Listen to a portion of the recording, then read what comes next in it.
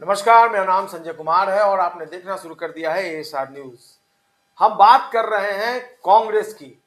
कांग्रेस के लिए आज का दिन बेहद खास है क्योंकि कांग्रेस के एक वरिष्ठ नेता शकील अहमद खान ने एक बड़ा आरोप लगा दिया है कांग्रेस के बड़े नेताओं पर। दरअसल पिछले दिनों शकील अहमद ने एक बयान दिया था राहुल गांधी को लेकर कि राहुल गांधी डरपोक हैं, असुरक्षित हैं, और हालांकि सोनिया गांधी की उन्होंने जमकर प्रशंसा की थी।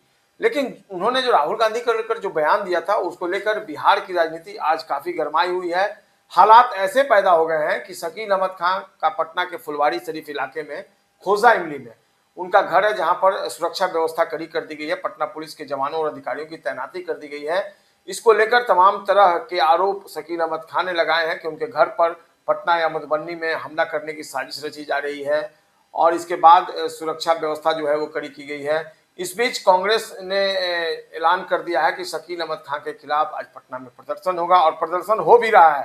कारगिल चौक पर काफी संख्या में जो युवा कांग्रेसी है वो पहुंच गए हैं। उनके खिलाफ पुतला दहन और जो आंदोलन है उसकी शुरुआत हो गई है। इस पूरे मसले पर हम बात करेंगे, कुछ अन्य विषयों पर भी बात करेंगे। Senior journalist Ravi Upadhyay sir, sir आपका बहुत बहुत स्वागत है।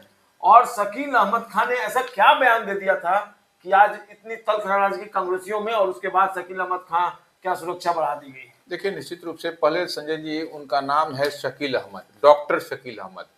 वो पहले, आपको लालू कालखंड की हम लोग बात करें, उस जमाने में स्वास्थ्य मंत्री हुआ करते थे, नंबर एक बात। उसके बाद से केंद्र में मंत्री बने, कांग्रेस की सरकार में ही, कांग्रेस कोटे से भी उस समय बिहार में मंत्री हुआ करते थे। मधुबनी से सर बिलोंग? हाँ, मधुबनी से बिलोंग करते हैं, वहां से चुनाव भी लड़ा था वो। और उनकी नाराजगी उसी समय से है कि जब कांग्रेस से उनको जिस अलायंस में वह सीट चली गई थी, याद करिए उसको, मधुबनी वो चुनाव लड़ना चाहते हाँ थे। चाहते थे। तो चुनाव के अंतिम दिन सर उन्होंने इस्तीफा दिया था कांग्रेस पार्टी इस बार बिहार विधानसभा के आम चुनाव के से ठीक पहले कि ये घटनाक्रम हम लोग जो बात कर रहे हैं, चुनाव के लास्ट में। हाँ, चुनाव के लास्ट में उन्होंने अंतिम दिन वो इस्तीफा दिया था। लेकिन ऐसे वो कांग्रेस में भी हैं, लेकिन कांग्रेस में रहते हुए ही जिस तरीके से वह सवाल खड़ा कर रहे हैं, सवाल किस पर खड़ा कर रहे हैं? जो लोकसभा में नेता प्रतिपक्ष हैं राहुल गांधी पर। तो ये कहीं ना कहीं यही आपको दिखाई पड़ रहा है कि अंदर खाने में इंटरनल जो है सो कुछ फाइटिंग है, और कह रहे हैं कि राहुल गांधी अपने से वो दूसरे दल से आए हुए नेताओं को ऊंचे स्थान पर ज्यादा वेटेज दे रहे हैं, ज्यादा वेटेज दे रहे हैं। जो अपने से जो कमिटेड हैं, जो पुराने हैं, उनको नहीं देते हैं कि उनका बड़ी सारी बातें करें। और दूसरी बात, उन्होंने एक और भी बात कही कि राहुल गांधी डरपोक है, असुरक्षित महसूस करते हैं, डरपोक हैं। हाँ, तो इन सब बातों के बाद से ही यह एक बवेला मचा हुआ है पूरा देश में, कांग्रेस के अंदर यह बवेला मचा हुआ है। और कई सारे एग्जाम्पल उन्होंने अपने बयान के दरमियान दिया था कि देखिए उस नेता को देखिए, उनको देखिए। कई ऐसे नेता हैं जो धीरे धीरे, जो पुराने दिग्गज नेता हैं, उनको तरजीह नहीं दी जा रही है, और नए जो आ रहे हैं उनको तरजीह दी जा रही है पार्टी के अंदर। लेकिन सर आपने जैसा बताया कि प्रोमिनेंट लीडर रहे वो कांग्रेस के सीनियर मोस्ट, तो उनके खिलाफ इस तरह का प्रदर्शन करने का क्या मतलब है? कि कांग्रेस के अंदर डेमोक्रेसी नाम की कोई चीज नहीं है? क्योंकि नेता तो तमाम दावे करते हैं कि सबको बोलने का अधिकार है, विचार की स्वतंत्रता, अभिव्यक्ति की स्वतंत्रता है।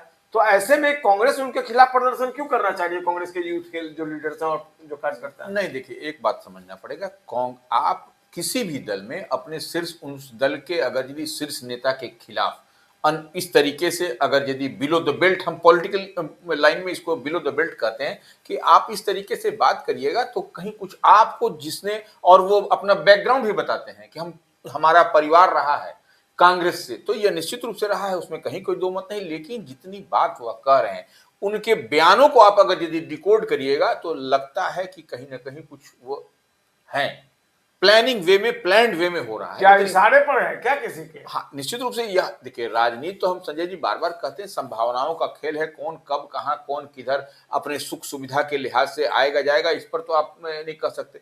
तो निश्चित रूप से यह नाराजगी है जो। लेकिन सर शकील अहमद किसके इशारे पर बोल सकते हैं? आपको क्या लगता है? कोई ऐसी पार्टी होगी या बड़ा नेता होगा जिसके इशारे पर वो राहुल गांधी को निशाने पर? देखिए, अब देखिए, थोड़ा सा हम लोग उसको भी डिकोड कर दें। अब देखिए, वो उनकी, अब आप किधर उनका झुकाव देखा जा रहा है। अब एनडीए, हम लोग बात खुल करके कर लें, एनडीए की बात कही जा रही, तो भारतीय जनता पार्टी में वो जाएंगे नहीं, भारतीय जनता पार्टी उनको लेगी भी नहीं। भारतीय जनता पार्टी में कई ऐसे अल्पसंख्यक चेहरे हैं जो ऑलरेडी, जिनको कहां पर हैं वो आप देख पा रहे हैं राजनीति में। तो अब जो जेडीयू के अंदर खाने में बात है कि जेडीयू की तरफ उनका झुकाव तो है संभावना बन सकती है। और नीतीश कुमार का गुणगान भी वो कर रहे हैं।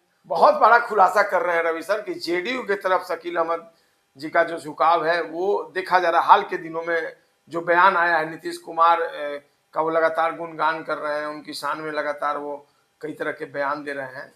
तो ऐसे में उनका झुकाव जो है वो कहीं ना कहीं उनको प्रवोक कर रहा है, या उसके चलते वो राहुल गांधी को टारगेट पे ले रहे हैं। नहीं, निश्चित रूप से अब काहे ले रहे हैं ये हम लोग नहीं कर सकते, लेकिन इतनी बात तो देखिए, हम लोग तो बिटवीन द लाइंस को समझते हैं। जो आपका जो बयान आ रहा है कांग्रेस में, अब जैसे उनसे बड़ा नेता कौन है, एलओपी है। लेकिन आप अगर सर नीतीश कुमार की बात कर रहे हैं, जेडीयू की बात करते हैं, सोनिया गांधी की प्रशंसा क्यों कर रहे हैं वो? हाँ, वह देखिए, वो थोड़ा सा उस पर भी आइए। सोनिया गांधी की प्रशंसा कर रहे हैं।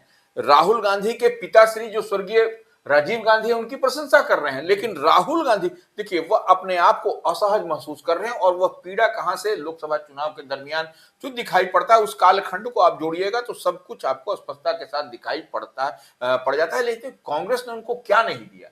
बिहार में वह मंत्री रहे, केंद्र में वह मंत्री रहे, कांग्रेस के माने जो पावर सेक्टर होता है उसमें से वह रहे, तो अब आपको क्या मिलेगा? तो हमला का डर क्यों सता रहा है सर उनको? हाँ, अब देखिए, हमले की डर अब उनको, अब जैसे यहाँ मधुबनी और पटना में भी जो आपने देखा कि उनके घर का जो सुरक्षा व्यवस्था, चाक चौबंद सुरक्षा व्यवस्था की गई है। अब वो फोन कर रहे हैं तो बात नहीं हो रही है। वह माने अजीबो गरीब, यह राजनीति का यह भी एक अजीब सा दृश्य दिखाई पड़ रहा है। और कांग्रेस के जब युवा कांग्रेस के कार्यकर्ता कारगिल चौक में प्रदर्शन कर रहे हैं, तो वह निश्चित रूप से वह प्रदर्शन करेंगे। आप किसी भी नेता अपने शीर्ष नेतृत्व के खिलाफ, अगर यदि आप हैं, ऐसे भी अगर यदि आप पार्टी में हैं तो पार्टी से बाहर हैं तो भी अगर बोलिएगा तो निश्चित रूप से आपके खिलाफ में प्रदर्शन होगा। किसी भी दल की बात कर लीजिए आप, हम कांग्रेस की बात नहीं करें, किसी भी दल में आप देखिए करिएगा तो निश्चित रूप से आप देखते हैं कि पटना में पोस्टर वार होता है।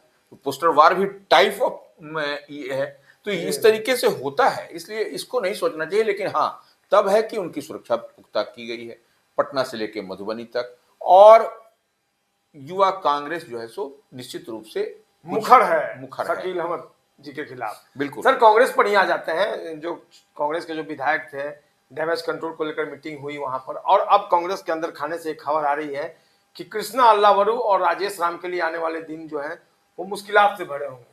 उनके लिए तमाम तरह की परेशानियां आ सकती है। तो क्या लगता है कि राजेश राम जी और कृष्णा अल्लावरू जी को चलता कर दिया जाएगा? देखिए, निश्चित रूप से अब कृष्णा अल्लावरू बिहार में कांग्रेस मामलों के प्रभारी बनाए गए हैं। तो अब देखने वाली बात है कि जितनी नाराजगी है कृष्णा अल्लावरू को लेकर के, तो ये आपको कहीं ना कहीं इधर से उधर शिफ्ट तो की। आप देखिए, भरत चरण दास भी पहले हुआ करते थे, तो उनको शिफ्ट करके कृष्णा अल्लावरू को बनाया गया बिहार मामलों के प्रभारी कांग्रेस का। तो निश्चित रूप से जो अंदर खाने में है, और कई बड़े चेहरे आपको हम बता सकते हैं कि कई ऐसे चेहरे जो बेटिकट किए गए, जिनका जो जीत जाते थे सीट, वो कांग्रेस और सीट बढ़ा सकती थी। वैसे में कौन फीडबैक दिया, कौन सा रोड मैप था कि कृष्णा अल्लावरू ने, अब जैसे हम गजानन शाही और मुन्ना शाही की बात ही हम लोग कर लें, बहुत कम वोट से हारे थे वो 2020 में, और इस बार उनको बेटिकट कर दिया गया। ऐसे कई चेहरे आपको दिखाई पड़ेंगे कि जो बेटिकट किया गया। तो निश्चित रूप से जब ऐसे लोगों को बेटिकट किया जाएगा तो इसका क्या परिणाम होगा, कांग्रेस मजबूत होगी कि कमजोर होगी, यह समझने वाली बात है। तो लगातार बागी बना हुआ था। आनंद माधव जो प्रवक्ता हैं, उनके नेतृत्व में लगातार जो छत्रपति यादव एमएलए थे, अब एक्स एमएलए हो गए, तो उनको भी टिकट से वंचित कर दिया गया। तो ऐसे लोग लगातार जिस तरीके से मुखालफत कर रहे थे, तो ऐसे में जो चूक हुई है कृष्णा अल्लावरू से, तो अब लगता है कि ये लोग चलता कर दिए। देखिए, निश्चित रूप से बदलाव होना भी चाहिए। और देखिए, लोकतंत्र की यही खूबसूरती भी है कि आप जिस चेयर पर बैठ गए वह परमानेंट चेयर नहीं हो, उसमें रोटेशन होता है, बदलाव होता रहे साइक्लिक वे में।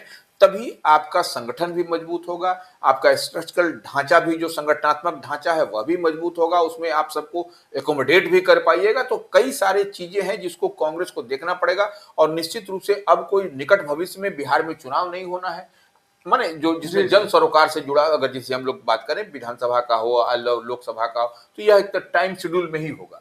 तो ऐसी परिस्थिति में कांग्रेस के पास मजबूत आधार बनाने की अभी जरूरत है, और उस कवायद में कांग्रेस लगी भी हुई है, और निश्चित रूप से उसमें रिसफलिंग आपको होता हुआ दिखाई पड़ेगा। अच्छा सर, कांग्रेस अपने में ही उलझी हुई है क्या? कांग्रेस में एक तरफ कृष्णा अल्लावरू, राजेश राम जी की बात, शकील अहमद की बात हो रही है, तेजस्वी यादव जो कार्यकारी राष्ट्रीय अध्यक्ष घोषित किए, सम्राट चौधरी ने उनको बधाई दे दी सोशल मीडिया पोस्ट के माध्यम से, मुकेश सहनी ने बधाई दे दी, लेकिन कांग्रेस का कोई बड़ा नेता उनको बधाई देता हुआ नजर नहीं आया। तो क्या कांग्रेस महागठबंधन में सब गड़बड़ है। देखिए, महागठबंधन कह लीजिए या इसको इंडिया ब्लॉक भी कह लीजिए, तो निश्चित रूप से अगर यदि कांग्रेस जो राष्ट्रीय पार्टी है, जो इंडिया ब्लॉक में महागठबंधन में, अगर उसकी ओर से देखिए प्रदेश के नेतृत्व की ओर से नहीं बधाई दी जाती है, तो निश्चित रूप से यह देखने और समझने वाला विषय होगा कि क्या कारण है कि प्रदेश नेतृत्व की तरफ से अभी तक बधाई नहीं दिया गया। ऐसे कई नेता दिए हैं, उस पर कोई मायने नहीं, लेकिन प्रदेश नेतृत्व की ओर से ऑफिशियली इसको होना चाहिए था, जो कि नहीं दिखाई पड़ा है।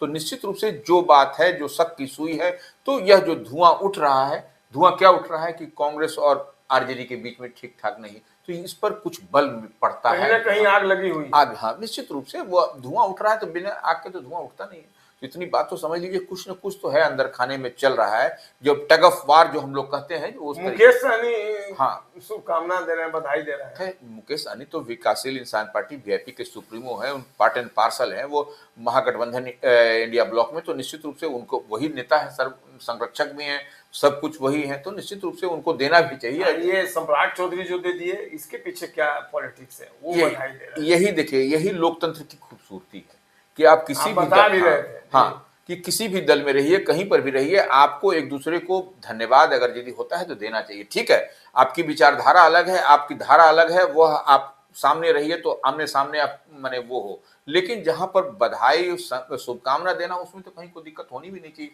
और होती भी नहीं है किसी को। तो बिल्कुल स्वस्थ जो राजनीतिक परंपरा है, इसका ये तकाजा है कि आप किसी भी दल में हो, लेकिन जब समय आए तो औपचारिकता बस जो शिष्टाचार है उसको आप निभाते रहे। सम्राट चौधरी ने बाकायदा सोशल मीडिया पोस्ट के माध्यम से तेजस्वी यादव को कार्यकारी राष्ट्रीय अध्यक्ष बनाने पर बधाई दी है। मुकेश सहनी ने दी। कांग्रेस का कोई बड़ा नेता इस पर सामने नहीं आया। इसका मतलब कहीं ना कहीं कांग्रेस के अंदर जो आपसी उलझन है उसके चलते शायद तेजस्वी यादव को कांग्रेस के बड़े नेता भूल गए हो। बहरहाल बिहार की राजनीति पर हम इसी तरीके से नजर बनाए रखेंगे और आपको कई अहम पहलुओं से जो अंदर खाने की खबर होगी रवि सर के माध्यम से रूबरू करवाएंगे, आपको जानकारी देंगे। अभी के लिए बस इतना ही। सर आप आए, आपका बहुत बहुत धन्यवाद। और हम दर्शकों से विदा लेते हैं। आप इसी तरीके से हमें लाइक और सब्सक्राइब करते रहिए, अपना जो फीडबैक है वो देते रहिए, क्योंकि आपके फीडबैक से हम लगातार स्ट्रांग होंगे और यही हमारा सबसे बड़ा संबल और आधार है। नमस्कार।